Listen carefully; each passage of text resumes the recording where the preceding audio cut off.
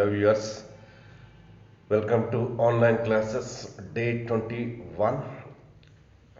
So let us recapitulate what we completed in last class.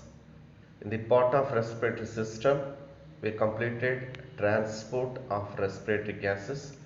Two variants of respiratory gases are there, oxygen and carbon dioxide. So among them, we completed transport of oxygen. Last class we discussed about transport of oxygen, right? So the transport of oxygen mediated by plasma and as well as by RBC. So you observe this visual. The RBC contain hemoglobin molecules.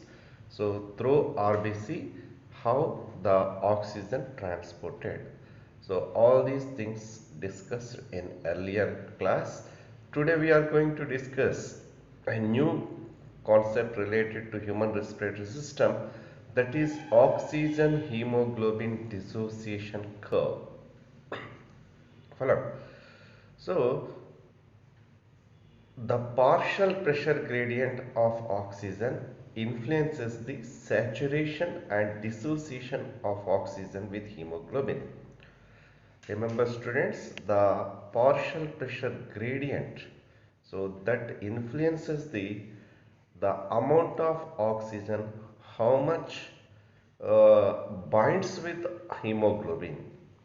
So that is saturation, and as well as the dissociation of oxygen means the oxyhemoglobin breakdowns and again gave rise oxygen and hemoglobin. That phenomena is called dissociation. In earlier classes we discussed all these things. So the hemoglobin going to combine with four oxygen molecules and gave rise oxyhemoglobin compound at alveoli. This phenomena is called saturation, and oxyhemoglobin is unstable compound. It immediately undergoes dissociation and gave rise oxygen and hemoglobin.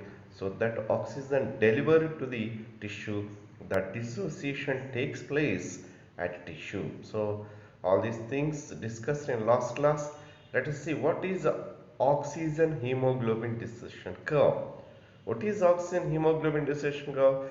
The relation between percentage saturation of hemoglobin and partial pressure of oxygen. So this explains the relation between percentage saturation of hemoglobin and partial pressure of oxygen. For our students, what is percentage saturation of hemoglobin? How much amount of hemoglobin molecule bind with the oxygen, that is percentage saturation. How much percentage of hemoglobin molecule bind with oxygen, so that is called percent saturation of hemoglobin. And the partial pressure of oxygen, it explains the relation between percentage saturation of hemoglobin and partial pressure of oxygen. Got it? Right. Next, the oxyhemoglobin dissociation curve. It is a graphical representation between percentage saturation of hemoglobin and partial pressure of oxygen. So it is a simple thing. It is simple phenomena. It is a graphical representation that plotted between percentage saturation of hemoglobin and partial pressure of oxygen. Followed. Right, you observe this graphical representation like this. So you observe this is x-axis and this is y-axis, and the partial pressure of oxygen plotted towards x-axis. Followed, right? The partial pressure of, sorry, percentage of hemoglobin saturation plotted towards y-axis. Followed. So if we plotted partial pressure of oxygen towards x-axis and percentage saturation of hemoglobin towards y-axis, we attain a curve, that is oxyhemoglobin dissociation curve. Followed. So the oxyhemoglobin dissociation curve also explains formation of oxyhemoglobin and as well as oxyhemoglobin dissociation. Follow? Right. Let us see the nature of oxyhemoglobin dissociation curve.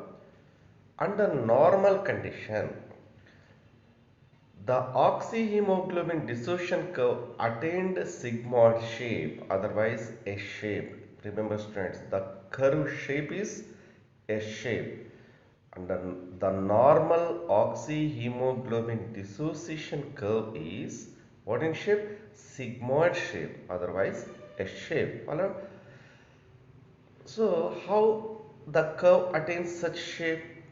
As increase in partial pressure of oxygen, the percentage saturation of hemoglobin also increases. Follow? So it is what relationship? Directly proportional relationship. As increase in partial pressure of oxygen, the percentage saturation of hemoglobin to be increases.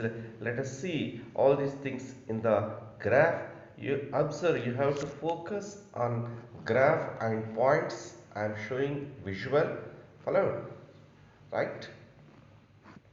So towards x-axis, a partial pressure of oxygen extended from 0 to 100 mmHg, 0, 10, 20, 30, 40, 50 like that place.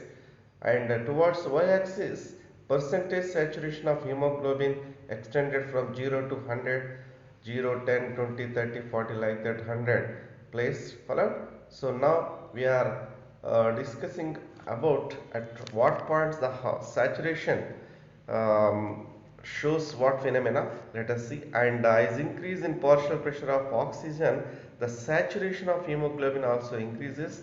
So that we will discuss now, right? So first you observe the partial pressure of oxygen is 20 mmHg. In this partial pressure gradient, the saturation is about 35%.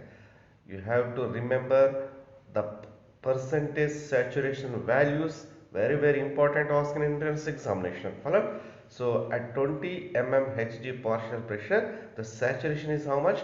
35%. Follow? Right. Next, if partial pressure increase, for example, you take 25 mmHg partial pressure point, now the saturation about 50%. Hello, the saturation increase 50%.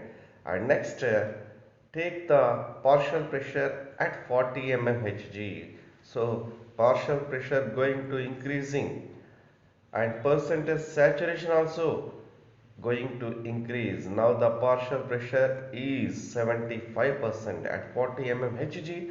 The hemoglobin saturation 75%. So gradually the percentage saturation gradually going to increase. Followed? Right.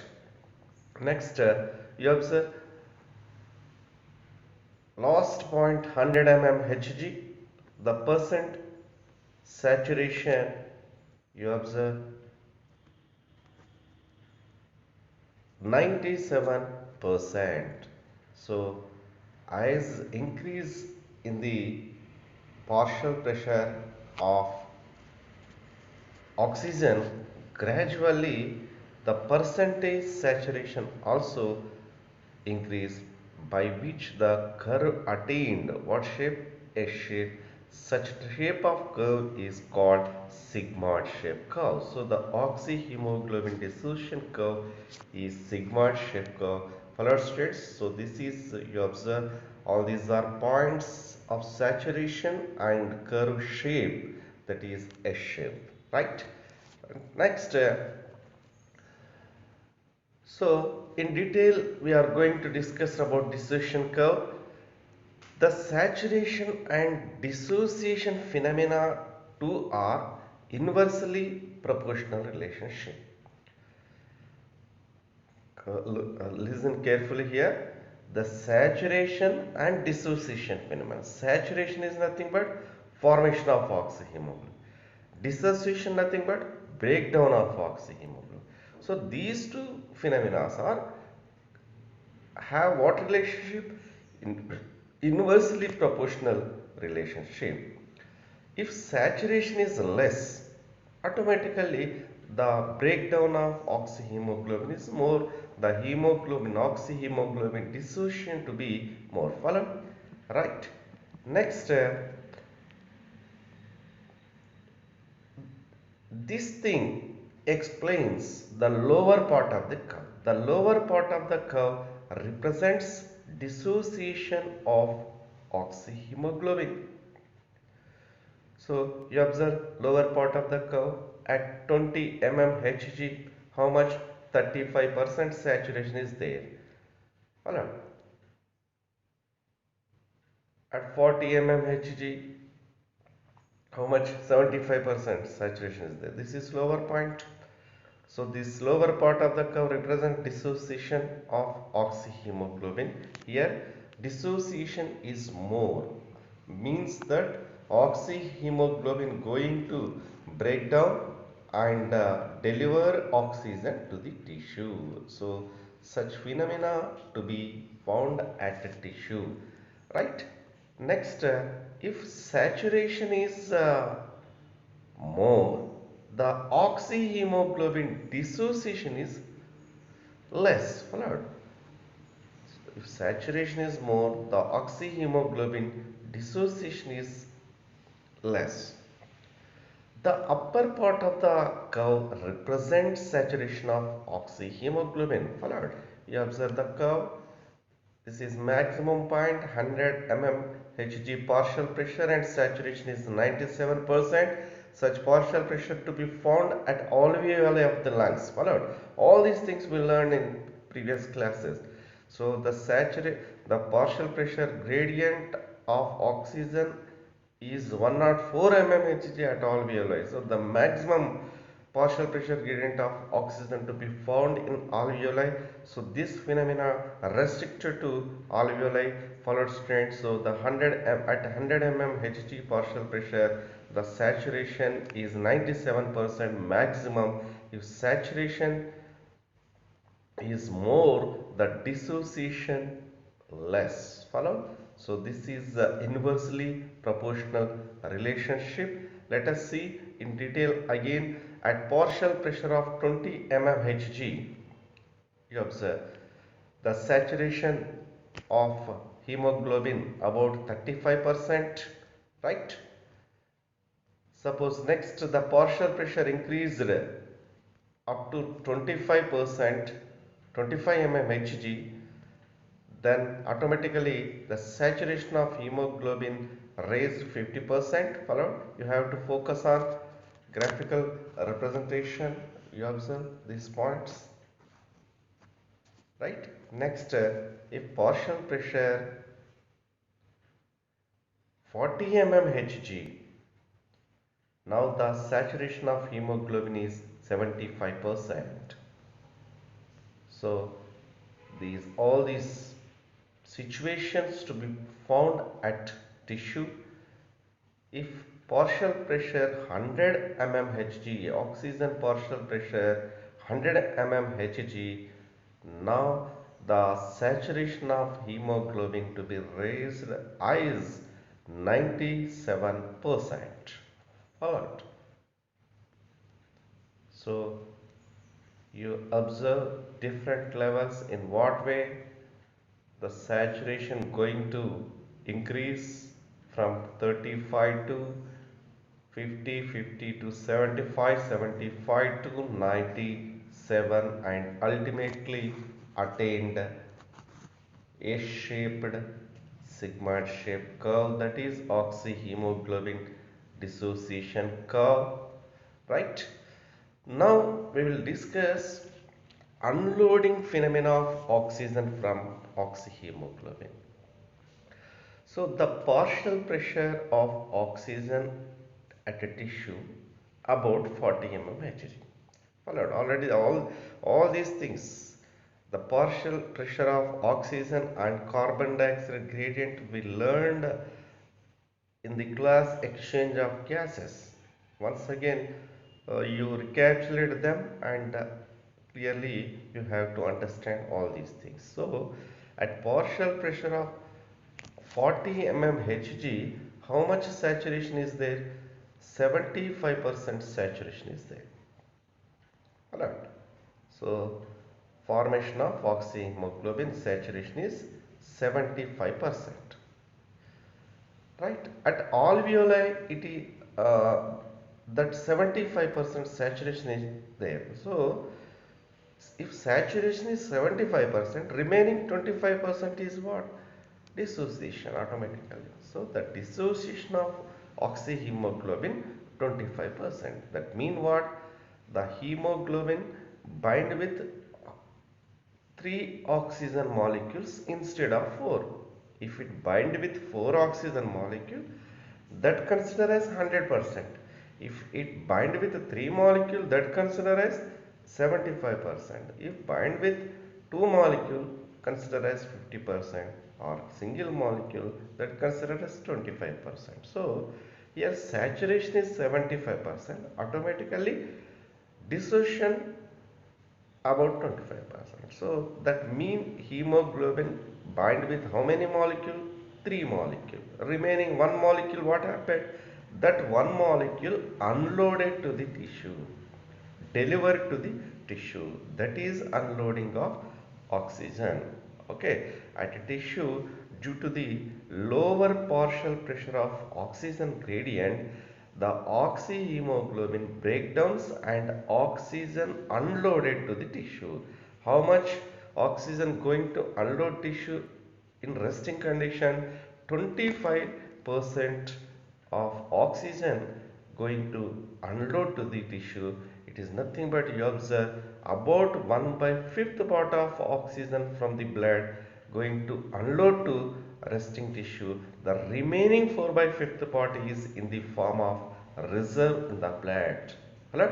So 1 by 5th part going to deliver and 4 by 5th with hemoglobin reserve in the blood. That's why even the person underwent a death due to cardiac arrest, the person capable to survive, the cells of person capable to survive 4 to 5 minutes. How it is possible? Because of this reason. Right? Right. Next, the factors that affects oxyhemoglobin dissociation curve. Let's see.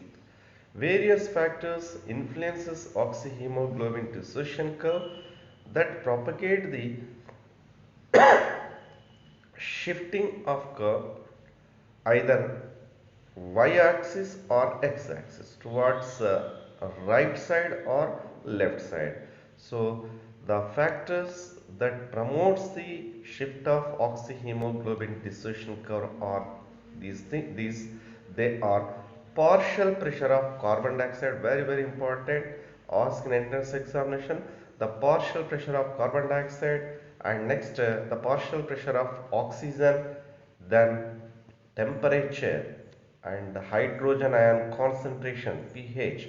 So these 4 factors that influences the shift of oxyhemoglobin curve towards x-axis or y-axis. Followed. Right. Next, first we will discuss left shift of the curve. When the left shift occurs, the which factors that favors left shift of the curve? Let us see. The left shift favored by low partial pressure of carbon dioxide. The partial pressure of carbon dioxide must low. Remember all these factors ask in entrance examination. When curve shift left side, at lower partial pressure of carbon dioxide. If partial pressure of carbon dioxide lower, automatically oxygen partial pressure to be high. Hello?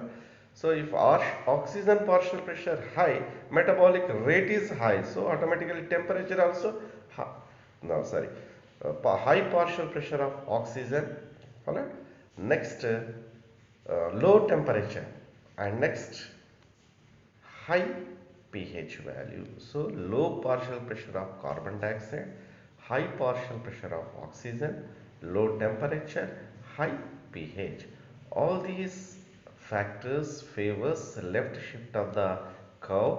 You see in what way the sigmoid shaped curve shifts towards left side. This is graphical representation. So you observe completely the curve shifted towards left side. So all these factors retain at alveoli. So at alveoli, above the higher pH it is possible. In this condition, the curve shift towards left, towards y-axis. Now let us discuss the right shift of oxyhemoglobin dissociation curve. When it is possible, the factors which favors it, one is high partial pressure of carbon dioxide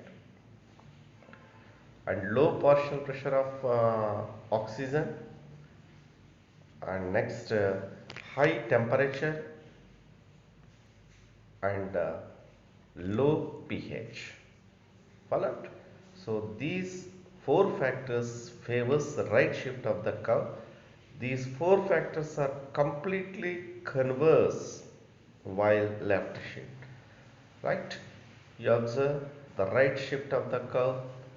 When all these factors are present, that is possible at a tissue, then immediately the curve going to shift towards x-axis. Followed? You observe the curve completely shifted towards x-axis, right side. So this is called a right shift, right? So next, one more important concept related to oxyhemoglobin dissociation curve is very important, Bohr effect. So let's see what is Bohr effect. Bohr effect is nothing but the effect of partial pressure of carbon dioxide and hydrogen ion concentration on oxygen affinity with hemoglobin, called Bohr effect. So it explains oxygen affinity with hemoglobin by the influence of partial pressure of carbon dioxide and hydrogen ion concentration. Followed? What factors that favors Bohr effect? These are high partial pressure of carbon dioxide, right? Next, low partial pressure of oxygen. So CO2 pressure gradient is high and oxygen pressure gradient is low.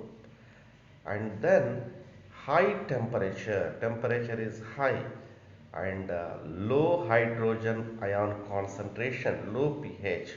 Why? Because if oxygen demand is more, metabolic rate is high, carbon dioxide yield more, that forms HCO3, that results low pH. Followed? So all these things occur at a tissue. So let us see what happens in Bohr effect. So in Bohr effect, the oxyhemoglobin dissociation curve going to shift towards what side? X-axis, right side. That is Bohr effect. Followed? So automatically in the Bohr effect, what happens? Saturation level decreases and dissociation increases, that favors delivery of oxygen to the tissue. Let us see the significance of Bohr effect. It induces dissociation of oxyhemoglobin and give up more oxygen, and it facilitates unloading of oxygen from oxyhemoglobin, and it reduces affinity of hemoglobin for oxygen and increases release of oxygen to the tissue and allows greater oxygen transport from lungs to tissue. Alright? All these changes that are mediated by the Bohr effect, this is significance of Bohr effect. Follow student? So what is significance of Bohr effect? Induces dissociation of oxyhemoglobin, facilitated unloading of oxygen from oxyhemoglobin, reduces affinity of hemoglobin for oxygen, increases release of oxygen to tissue, and allows greater oxygen transport from lungs to tissue. All these properties are important. Ask questions in entrances based on these properties. Follow? Right? You observe The partial pressure of oxygen at alveoli 100 mmHg. So here the saturation is how much? 97%. Hello. So let us see in what way the Bohr effect influences. Let us see. So the saturation at alveoli 97%. Clear. So next, if we observe the same status at tissue, here the carbon dioxide pressure is more and low oxygen pressure, high temperature, low pH, followed. So in this condition what happens? The partial pressure of oxygen 40 mmHg, hemoglobin saturation is 75%. If we compare these things with alveoli, in alveoli saturation is how much? 97% saturation is there. Hello. 97% saturation is there. How much difference? 22%. So that 22% unloaded to the tissue.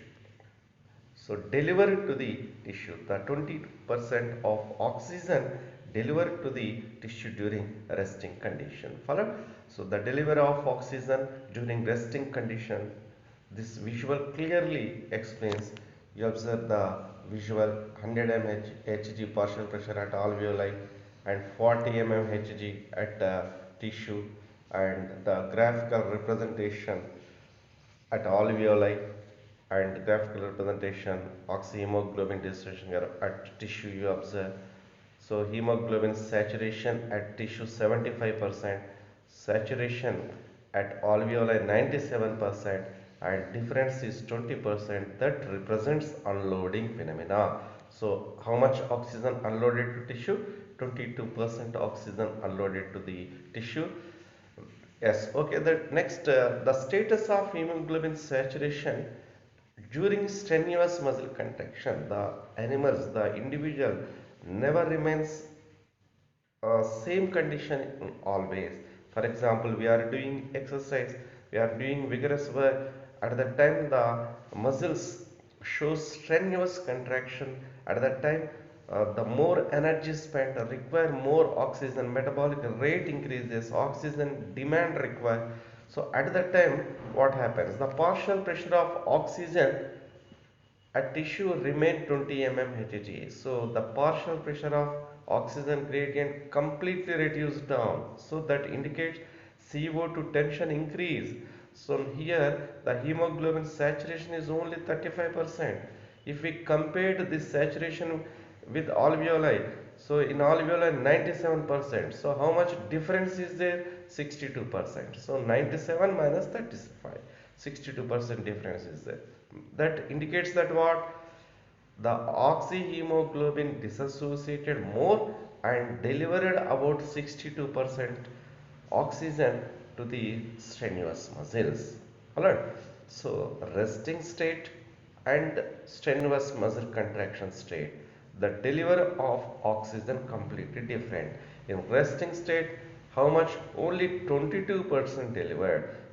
In case of strenuous muscle contraction, 62% oxygen delivered. So that is different, students, you have to understand. So let us see one calculation based on Bohr effect. It is very important. Based on it, the questions raised in entrance examination. So simple, it requires logical thinking is required to understand this phenomena, right? 100 ml of oxygenated blood can delivers 5 ml of oxygen to the tissue during resting condition. This is normal statement. 100 ml of oxygenated blood capable to deliver 5 ml of oxygen to resting tissue. This is statement. How it is possible? Let us see and conclude based on Bohr effect. 100 ml of blood contain 15 grams of hemoglobin. Already we learned it. 1 gram of hemoglobin can bind with oxygen about 1.34 ml of oxygen. So 100 ml contain 15 grams. The 15 grams of hemoglobin capable to bind with how much oxygen?